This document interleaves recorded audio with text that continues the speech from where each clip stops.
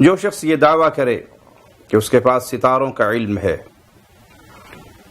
اور غیب کی خبریں بتائے یا غیب کی خبریں جاننے کا دعویٰ کرے تو ایسا شخص کاہن ہے، نجومی ہے، اور کاہن اور نجومی کے پاس جانے سے رسول اللہ صلی اللہ علیہ وسلم نے منع فرمایا۔ اسی طرح بدشگونی لینے سے بھی منع فرمایا، اس معنی میں کہ کوئی شخص کسی جگہ کو منحوس سمجھے یا کسی آدمی کو منحوس سمجھے۔ ویسے عام طور پہ ہوتا ہے کہ جی میں آج صبح صبح فلاں آدمی کو ملا ہوں، بس یہ تو بڑا منحوس آدمی ہے، سارا دن ہی میرا برباد ہوگا۔ یا کسی چیز کو منحوس سمجھے، سفر کے لیے نکلا ہے اور کوئی ایسی چیز دیکھ لی جو اس کے ذہن کے مطابق منحوس ہے اور وہ واپس آ جائے کہ نہیں یہ سفر درست نہیں، تو ایسی بدشگونی لینا درست نہیں ہے۔ دل میں وسوسہ آ جانا یہ تو ایمان کی کمزوری ہے، لیکن اس وسوسے کے مطابق عمل کر گزرنا یہ اہل ایمان کے لیے جائز نہیں۔ کالی بلی راستہ کاٹ گئی ہے، سفر مبارک نہیں ہوگا، صبح صبح کوا منڈیر پر آ کر بولا ہے آج کا دن اچھا نہیں ہوگا، تو یہ تمام چیزیں شریعت محمدیہ میں ان چیزوں سے منع کیا گیا ہے۔ آئیے رسول اللہ صلی اللہ علیہ وسلم کا فرمان سنتے ہیں۔ صحیح مسلم میں یہ روایت ہے، سیدنا معاویہ بیان کرتے ہیں، میں نے عرض کی اللہ کے نبی صلی اللہ علیہ وسلم کچھ ایسے کام جو ہم زمانہ جاہلیت میں کرتے تھے، ہم کاہنوں کے پاس جایا کرتے تھے، تو آپ صلی اللہ علیہ وسلم نے فرمایا فَلَا تَأْتُوا الْكُهَّانَ، تم کاہنوں کے پاس نہ جایا کرو۔ آج بھی عام رواج ہے، سڑکوں کے کنارے فٹ پاتھ پر بیٹھے ہوئے یا ترقی کر کے اب دفتروں تک پہنچ گئے، آفس بنا لیے، نجومیوں کے پاس اکثر لوگ جاتے ہیں، شادی سے پہلے جائیں گے ہم فلاں جگہ شادی کر رہے ہیں، خیر والی ہوگی یا نہیں، ہم فلاں کاروبار کر رہے ہیں، یہ خیر والا ہوگا یا نہیں۔ اسلام نے حکم دیا تھا کہ تم کوئی بھی کام کرنے سے پہلے استخارہ کرو، اپنے اللہ سے مشورہ کرو، 2 رکعت نماز پڑھو، استخارے کی دعا کرو اور اللہ سے مشورہ کرو۔ جو اللہ سے مشورہ کرتا ہے وہ کبھی نامراد نہیں ہوتا۔ تو بجائے یہ اللہ کی طرف رجوع کرنے کے، بہت سے کلمہ گو بھی ایسے ہیں جو نجومیوں کے پاس جاتے ہیں، کاہنوں کے پاس جاتے ہیں، ستارہ پرستوں کے پاس جاتے ہیں۔ میں نے عرض کی کہ ہم بدشگونی لیا کرتے تھے، تو رسول اللہ صلی اللہ علیہ وسلم نے فرمایا ذاک شیء یجدہ احدکم فی نفسہ فلا یصدنکم، یہ بدشگونی محض خیال ہے، اگر کسی کے دل میں آئے، محسوس کرے، تو یہ تمہیں کسی کام کرنے سے روک نہ دے۔ دل میں وسوسہ آ جانا اس پہ انسان کا کنٹرول نہیں ہے، لیکن انسان اس کے مطابق پھر اس عمل سے بھی رک جائے کہ نہیں یہ فلاں چیز ایسے ہے۔ ایک دفعہ ایک شخص کا حال ہم نے سنا، اس نے اپنی بیوی کو صرف اس لیے طلاق دے دی کہ اس کا ستارہ کچھ اور تھا اور بیوی کی تاریخ پیدائش کے لحاظ سے اس کا برج کچھ اور تھا، تو اس نے کہا ہمارا آپس میں سیٹنگ ہونا، معاملات درست چلنا مشکل ہے۔ جو ہی اسے یہ شادی کی ابتدا میں ہی خبر ہوئی تو اس نے اسے طلاق دے دی۔ یہ ستارہ پرستی ہے جو اسلام کے اندر حرام ہے۔ صحیح بخاری میں سیدنا ابو ہریرہ رضی اللہ عنہ سے روایت ہے کہ اللہ کے نبی صلی اللہ علیہ وسلم کے پاس 2 عورتیں جھگڑا لے کر آئیں اور اللہ کے نبی صلی اللہ علیہ وسلم نے ان کا جھگڑا سنا۔ ایک عورت نے دوسری عورت کو پتھر مارا تھا جس سے اس کے پیٹ میں موجود بچہ فوت ہو گیا۔ اللہ کے نبی صلی اللہ علیہ وسلم نے ان کی گفتگو سننے کے بعد فرمایا ان دیت ما فی بطنها غرۃ عبد او امۃ، عورت کے پیٹ کے بچے کی دیت ایک غلام یا لونڈی ادا کرنا ہے۔ جس عورت پر تاوان واجب تھا اس کے سرپرست نے کہا کہ اللہ کے نبی صلی اللہ علیہ وسلم اس کی دیت کیسے ہوگی جس نے نہ کھایا نہ پیا نہ رویا نہ چلایا؟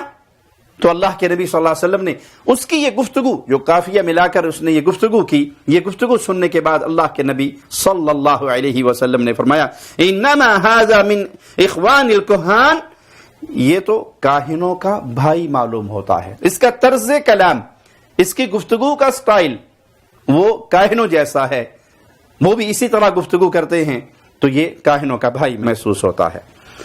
صحیح بخاری اور صحیح مسلم میں سیدہ عائشہ رضی اللہ تعالی عنہا سے روایت ہے کہ لوگوں نے اللہ کے نبی صلی اللہ علیہ وسلم سے کاہنوں کے بارے میں سوال کیا تو آپ نے فرمایا لیسوا بشیء، وہ کچھ نہیں ہے۔ یہ نجومی، یہ کاہن، یہ غیب کی خبروں کے دعوے دار، یہ سب جھوٹ کا پلندہ ہے. یہ شیاطین کے پجاری ہیں, ان کے پاس ایک سچ اور 100 جھوٹ ملا کر پھیلانے والی کہانی ہے. وہ ایک اہل ایمان کا نوجوان ایک نجومی کو فیل کرنے کے لیے اور اس کے دعوے کو جھٹلانے کے لیے اس کے پاس گیا اور اپنا ہاتھ اسے دکھایا اور کہا جی یہ میرا ہاتھ دیکھیں اور میرا ذائچہ کھینچیں اور بتائیں مجھے. اس نے ہاتھ پکڑ لیا اور اس کی لائنیں دیکھنا شروع ہو گیا. تو اس نے کہا ذرا مجھے یہ سوچ کے اور ذائچہ لگا کے بتائیں, یہ تھپڑ میں آپ کے منہ پہ ماروں گا یا نہیں ماروں گا؟ تو بجائے اس نے جواب دینے کے ہاتھ باندھ دیے اور کہا لگتا کو واپیاں دا منڈا کٹ اور جا کیوں میری روزی روٹی تلات مارنا ہے.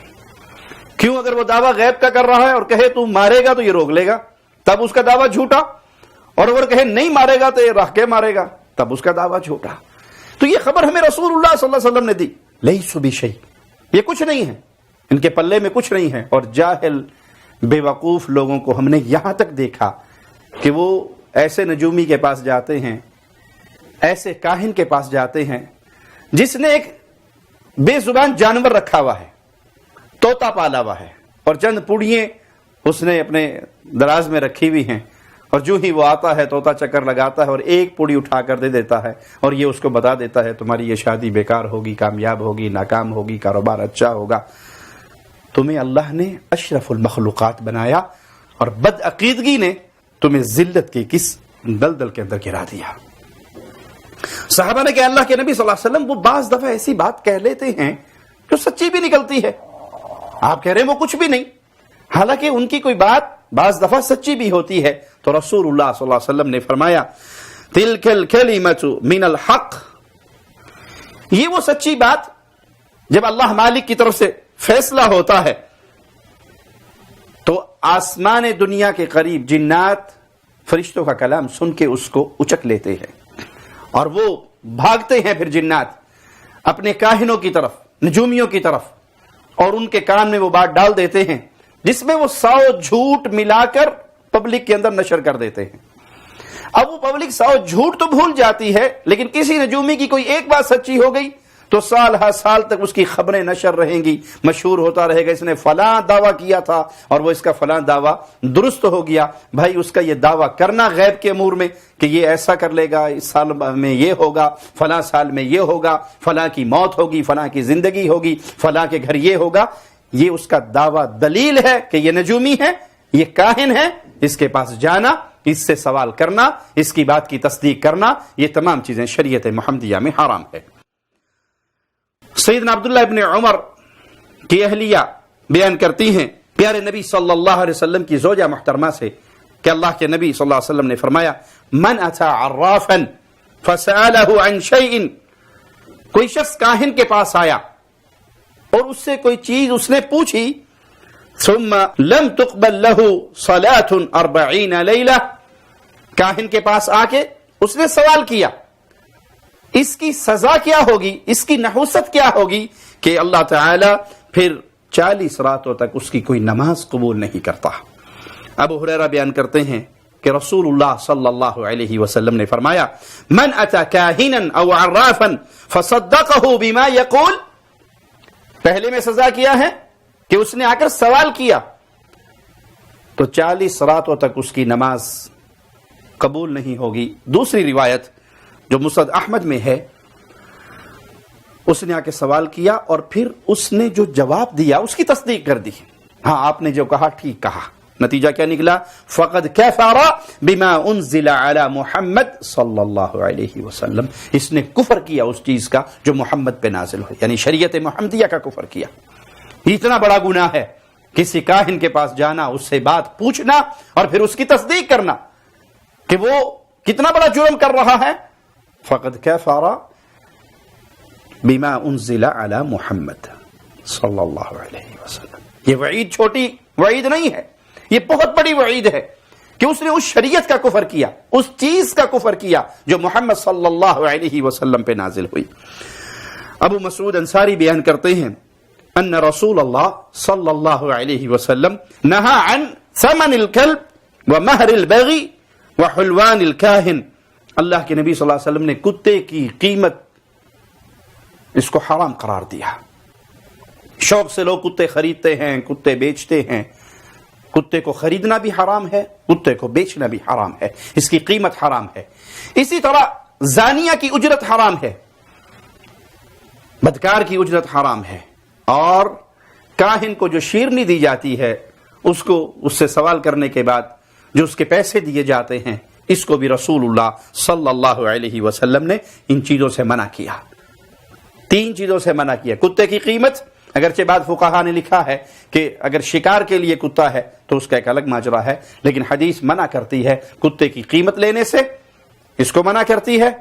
اور فاحشہ کی مہر سے، وہ مہر نہیں، وہ اس کی بدکاری ہے جسے حدیث میں مہر کہا گیا ہے، اس کی بدکاری کی قیمت ہے. اور اسی طرح کاہن کے پاس جا کے اس سے سوال کرنا اور اسے اس کی اجرت دینا. عائشہ بیان کرتی ہیں رضی اللہ تعالی عنہا کہ ابو بکر صدیق رضی اللہ عنہ وارضاہ کا ایک غلام تھا جو آپ کو کچھ لا کر دیا کرتا تھا. اس نے کچھ میٹھی چیز آپ کو دی، آپ نے وہ کھا لی. کھانے کے بعد وہ غلام کہنے لگا آپ جانتے ہیں یہ کہاں سے آئی؟ تو سیدنا ابو بکر نے کہا نہیں، مجھے نہیں معلوم. تو کہا یہ میں نے زمانہ جاہلیت میں کسی کے لیے کہانت کی تھی، آج اس نے مجھے اس کا بدلہ دیا ہے یا اس کے پیسے دیے ہیں، اس سے میں نے یہ چیز خرید کے آپ کے سامنے پیش کی ہے. تو ابو بکر صدیق رضی اللہ عنہ وارضاہ انبیاء کی پوری جماعت کے بعد کائنات کی افضل ترین ہستی، خلیفہ بلا فصل، اللہ سے کتنا ڈرنے والے، اللہ کی محبت میں کس حد تک جانے والے. پتہ لگا یہ کاہن کی کمائی کی چیز ہے جو میرے پیٹ میں گئی. اپنے ہاتھ کو اپنے منہ میں ڈالا اور اس وقت تک اپنے حلق میں اپنے ہاتھ کو مارتے رہے جب تک پیٹ سے کھائی ہوئی تمام چیزوں کا اخراج نہیں ہو گیا. کہ ابو بکر صدیق کے پیٹ میں کوئی حرام چیز نہ جائے. یہ ہے پیارے نبی صلی اللہ علیہ وسلم کے صحابہ کی تربیت، اور یہ ہے پیارے نبی صلی اللہ علیہ وسلم کی احادیث. تو پیارے بھائیوں، ان نجومیوں کے پاس جانا، ان سے سوال کرنا، وہ شادی کے مسائل میں ہو، وہ کسی اور مسئلے میں ہو، اور ان کی باتوں پر ایمان لانا. جس طرح آج کے اخبارات کے اندر، سنڈے میگزین کے اندر پورا ایک پیج چھپتا ہے آپ کا یہ ہفتہ کیسے گزرے گا. یہ غیب کے دعوے دار، یہ کاہن ہیں، یہ عراف ہیں، یہ نجومی ہیں.